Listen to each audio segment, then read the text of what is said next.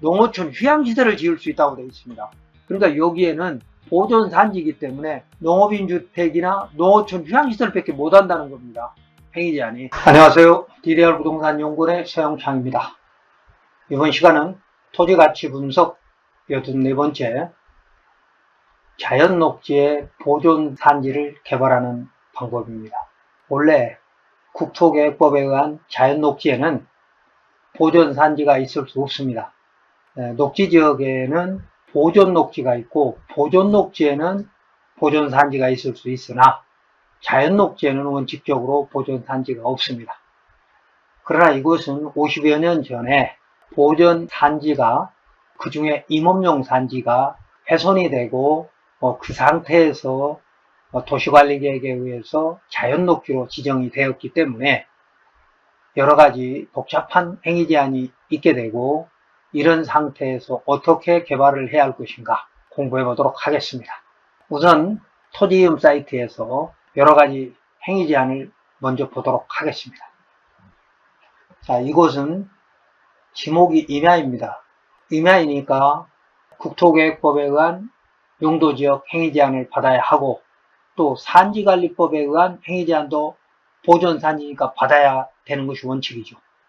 준보존산지는 산지관리법에 의한 행위제한, 즉 건축물 및 시설물을 설치할 수 있는 용도가 제한되는 것을 우리는 행위제한이라고 말하죠. 그렇기 때문에 여기는 보존산지 중 임업용 산지이기 때문에 산지관리법에 의한 행위제한, 건축물을 지을 수 있느냐 없느냐, 어떤 건축물을, 이런 제한도 있고 또 국토계획법에 의한 자연녹지 행위제한 두 가지가 동시에 적용되어야 하는 것입니다. 뒤에 설명을 또 자세히 드리기로 하고 우선 기타, 다른 법령에 의한 지역지구 등에 대한 것을 한번 보도록 하겠습니다. 여기서 이제 임야이고 면적은 약 6,600평 됩니다. 그래서 토지이음 사이트에서 토지이용계획을 보고 확인 도면에 오른쪽 상단에 있는 이걸 클릭을 하면 이음 지도가 뜨죠. 그래서 이음 지도가 뜨면 이렇게 이음 지도가 뜹니다. 그러면 이제 이 부분이 금방 봤던 필지인데 이 필지에 대한 행위제한을 보기 위해서 기타 법률에 의한 행위제한 한번 먼저 보면 국토계획법에 의한 자연녹지 지역은 뭐 주변이 다 기니까 그렇고 도로구역을 보면 이게 도로구역입니다. 여기는 이제 이미 4차선 도로가 있으니까 당연히 제한을 받게 될 것이고 성장관리권역은 수도권정비계획법에 의한 것이니까 성장관리권역은 큰 의미가 없고 국가지정 문화재구역, 국가지정이니까 여기에는 이 필지 임업용 산지가 포함되지 않으니까 문제될 건 없고요. 시도지정 문화재 지역에도 일부만 포함되니까 그 시도지정 문화재 구역이 행위제한이 뭔지를 좀 자세히 보아야 될 필요가 있고 그 다음에 역사문화환경 보존지역입니다.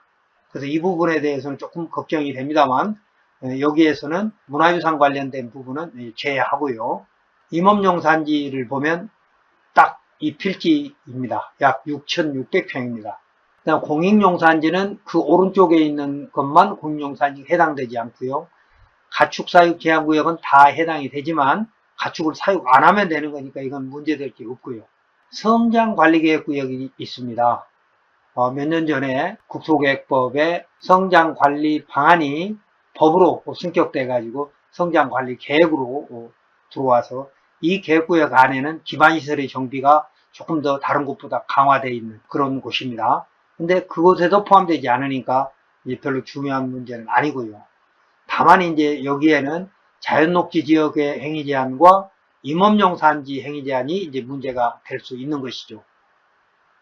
자, 그래서 앞서 말씀드린 대로 국토계획법에 의한 행위제한을 먼저 보도록 하면 국토계획법 76조에 가보면 용도지역이 있고 용도지역에서의 건축물이나 그 밖의 시설의 용도, 종류, 규모 등의 제한에 관한 사항은 대통령령으로 정한다.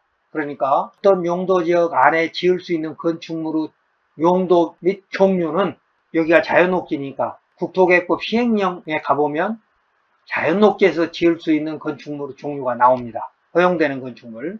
그리고 또 2호에 보면 1호는 법으로 정한 거, 2호에는 각 지자체 실정에 맞게 정하라고 하는, 그러니까 법에서 조례로 위임해준 그런 내용이 나오는데, 자연녹지는 원칙적으로 웬만한 건 다 된다고 봐야 됩니다. 다만 자연녹지는 건폐율이 20%고 용적률이 100% 이내라고 하는 그런 제한이 있기 때문에 주거지역에 비해서는, 주거지역은 통상 60%지 않습니까? 그래서 이제 그런 건폐율과 용적률, 그러니까 밀도에 대해서는 조금 약하죠. 그러나 용도는 웬만한 건 다 될 수 있기 때문에 큰 문제는 없는 것이나, 76조 5항 3호에 보면 이런 내용이 있습니다. 5항, 다음 각호 원안에 해당하는 경우에 건축물이나 그 밖의 시설물 용도 제한에 관해서는 국토계획법을 따르지 않고 다음 각호가 정하는 법에 따른다 이랬습니다. 3호에 어떻게 되어 있냐? 농림지역 중, 농림지역입니다. 농림지역 중 농업보존산지는 산지관리법이 정하는 바에 따른다. 그러니까 농림지역이면, 이 임야가 농림지역에 있으면 국토계획법에서 정한 건축물 용도를 제한하지 않겠다는 거죠. 그러니까 산지관리법으로 아예 위임이 돼가지고 중복규제를 하지 않겠다는 겁니다. 그러니까 국토계획법에 의한 행위제한이 적용이 안 되니까 조례도 행위제한이 적용이 안 되고 산지관리법에 의한 행위제한만 적용되는 것입니다. 그런데 여기는 뭐였어요? 자연녹지이기 때문에 이 조문이 적용이 안 됩니다. 보존산지라 하더라도, 여기 보존산지라고 돼 있는데, 보존산지는 농림지역에 보존산지가 있을 수 있고, 관리지역, 계획관리, 생산관리, 보존관리 등 관리지역에도 보존산지가 있을 수 있고, 자연환경 보존지역에도 보존산지가 있을 수 있고, 보존녹지에도 보존산지가 있을 수 있는데, 이곳은 묘하게 자연녹지에 보존산지가 있기 때문에 양쪽의 행위제한을 다 받는 겁니다. 농림지역에 보존산지가 있으면 국토계획법에 의한 행위제한을 안 받는다고 돼 있잖아요. 그리고 42조에 보면 관리지역에서도 산지관리법에 따라 보존산지로 지정된 곳은 농림지역 또는 자연환경보존지역으로 본다. 그랬기 때문에 금방 봤던 76조 5항 3호에 따라서 관리지역에 있더라도, 설사 계획관리지역에 있더라도 관리지역에 있는 보존산지는 농림지역으로 보거나 자연환경보존지역으로 보기 때문에 국토계획법에 의한 행위제한이 적용되지 않고 산지관리법이 적용됩니다. 그런데 우리는 자연녹지이기 때문에 두 가지를 다 봐야 되는 어떤 고충이 있습니다. 그래서 국토계획법 시행령에 가보면, 별표 17에 가보면 자연녹지 행위제한이라고 돼 있고, 지자체 조례에서 허용될 그런 제한이 있는데, 거기에는 폭넓게 허용이 되는데 산지관리법에 오면 다릅니다. 그런데 두 가지를 동시 적용해야 되거든요. 아예 그냥 산지관리법으로만 왔다거나, 아니면 준보존 산지처럼, 또는 공익산지 중 보존 녹지에 있는 산지는 국토계획법 행위제한만 받으라고 돼 있기 때문에, 국토계획법 행위제한을 받는다면 허용폭이 넓어지는데, 여기는 얼핏 자연녹지 행위제한 같지만 산지관리법에 의한 보존산지 행위제한도 받아야 되기 때문에, 이건 이제 둘 중에 엄격한 쪽으로 행위가 좁아지는 거죠. 허용행위가. 자, 그래서 보존산지 행위제한, 그래서 산지관리법 12조에 보면 임업용 산지는 다음 각호의 어느 안에 해당하는 행위를 하기 위해서 산지 전용하는 걸 제외하고는 할 수 없다 그랬습니다. 10조 1호부터 9호는 뭐냐면 군사시설이라든지 도로라든지 이런 공익시설을 얘기하는 거고, 임도, 수목원, 그 다음에 4호에 보면 농립어업인주택, 그러니까 농림어업인주택이나 한마디로 농가주택 또는 농업용주택 이렇게 말하죠. 이 주택을 지을 수 있거나 아니면 농어촌 휴양시설을 지을 수 있다고 되어 있습니다. 그러니까 여기에는 보존산지이기 때문에 농업인주택이나 농어촌 휴양시설밖에 못한다는 겁니다. 행위제한이. 자연녹지에서 폭이 넓은 것 같지만 그 두 법에서, 국토계획법과 산지관리법에서 어느 법을 배제한다는 규정이 없으니까 말이죠. 아까 농림지역이나 관리지역의 보존산지는 농림지역으로 보니까 그 비도시지역에는 국토계획법을 배제한다는 규정이 있기 때문에 산지관리법만 보면 되는데, 여기는 그런 규정이 없으니까 양쪽 법 제한을 다 같이 봐야 된다는 것이죠. 그래서 행위제한은 그렇게 보면 되는 거고, 그 다음에 이제 산지전용 허가가 있고, 또 산지조정 허가 기준이 있습니다. 이런 것들은 뭐 우리가 토목측량설계 사무실의 도움을 받아서 처리하면 될 것이고, 산지조정 허가 기준은 상당히 엄격한 것입니다만 이곳에는 별로 적용이 되지 않습니다. 왜냐하면 여기를 보시면, 위성으로 보시면 이 현장이 지금 어떻습니까? 여기 임업용 산지의 이 부분에 보면 이미 시설물들이 있습니다. 그리고 주변에 식당이라든지 주유소라든지 이런 시설들이 있는 걸로 봐서 이미 주변이 자연녹지이지만 충분히 개발이 돼 있기 때문에, 산지조정 허가 기준 중에 첫 번째가 뭐 경사도, 인목축척 이런 건데 나무도 없고 경사도도 없고 평평한 상태가 됐잖아요. 그래서 그런 산지조정 허가 기준에는 문제가 안 되지만 오히려 문제가 되는 게, 보존 산지인데 지금 평평하게 시설물이 있습니다. 자, 그렇다면 보존 산지를 산지조정 허가를 받아서 이런 시설물이 들어갔거나 아니면 산지가 평평한 대지로 바뀌었다면 문제될 것이 없지만, 산지 전용을 하지 않은 상태로, 그러니까 61년 이후에는 개관 허가를 반드시 받았어야 되기 때문에 61년 이전에 이런 상태로 갔다면 문제될 것이 없으나 61년 이후에는 산지조정 허가를 받아서 이렇게 평지로 만들어야 되는데, 이제 당시 허가 서류들을 찾아볼 필요가 있죠. 그런데 만약에 허가를 받지 않았다면 이건 이제 불법 산지 전용에 해당될 수도 있기 때문에 이 문제를 어떻게 풀어야 되는지도 이제 문제가 됩니다. 자, 그래서 이제 첫 번째는 그거에 문제가 되고, 그 다음에 이제 우리가 국토계획법에 의한 행위 제한을 봤을 때 첫 번째는 이제 개발행위 허가를 봐야 되는데, 개발행위 허가에는 이제 개발행위 허가 대상이 있고, 대상이 5가지인 건 다 아시죠? 그 다음에 이제 개발행위 허가 기준이 있는데, 기준도 이렇게 5가지가 있습니다. 이때 첫 번째가 개발행위 규모인데, 자연녹지는 10,000제곱미터까지입니다. 그러니까 3,000평까지인 거죠.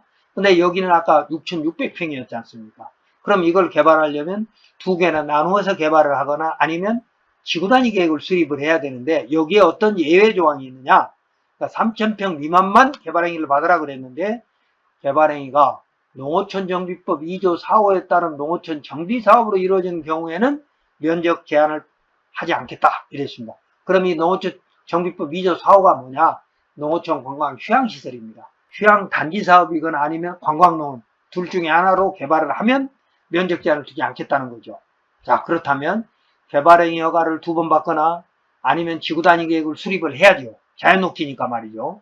지구단위 계획을 수립하거나 아니면 농어촌 휴양단지 사업을 해야 되는데, 자, 그러면 지구단위 계획으로 와서 보면, 지구단위를 수립을 하려면 지구단위 계획 수립 지침이 있습니다.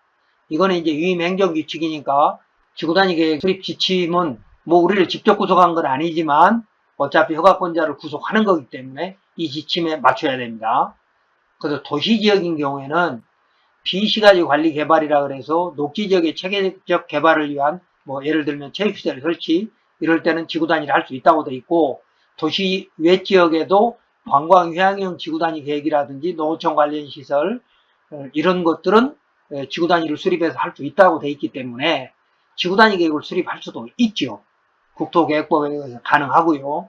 그런데 이제 아까 산지관리법에 의해서 이 안에 지구단위를 수립을 했지만 그 안에 설치할 수 있는 시설에 대해서는 이제 조금 고민이 필요하죠.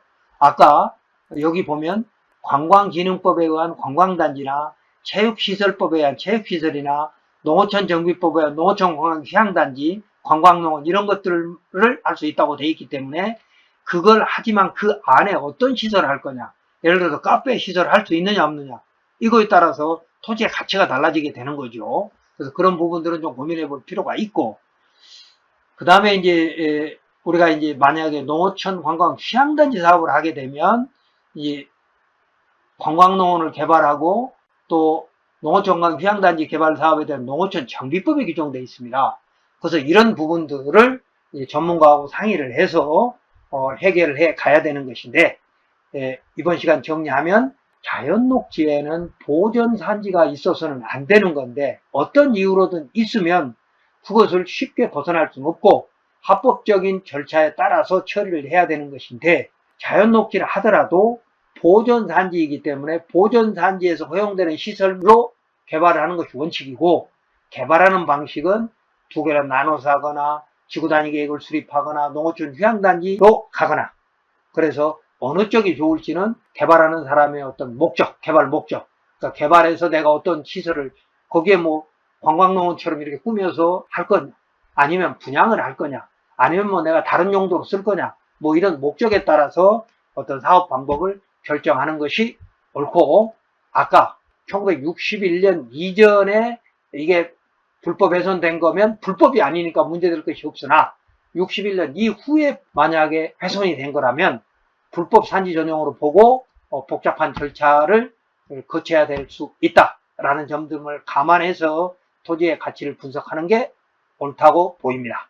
더 구체적인 사항은 우리 멤버십에 들어오셔가지고 전문용어를 공부하시기 바랍니다.